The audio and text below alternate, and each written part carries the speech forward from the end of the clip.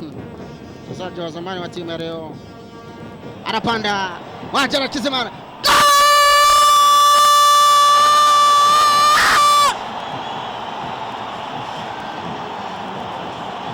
Wajira Kizimana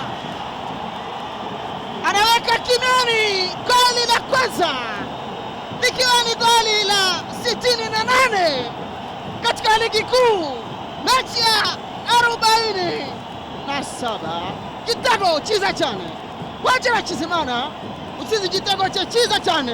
Niyo mama kosa yakozwe hariya, igitego kibaye icya 68 ikipe ya PFC mu mikino 47 ya shampiyona.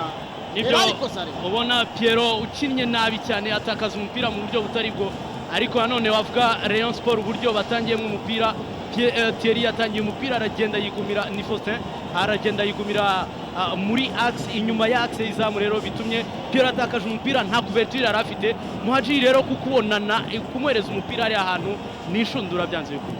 Nibyo musore hariya kosa gatoya, nta blague atsinze igitego cya kabiri mu mikino 2 yikurikiranye. Kuri dekoderi Azam TV wasanga amasheni arenga 140. Igurire dekoderi Azam TV hamwe na antene yayo y'igisahani ku mafaranga 25,000 yonyine.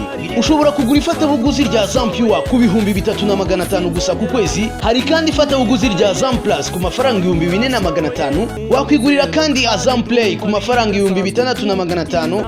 Mwaduhamagara kuri 0728502002. Azam TV, imyidagaduro kuri bose.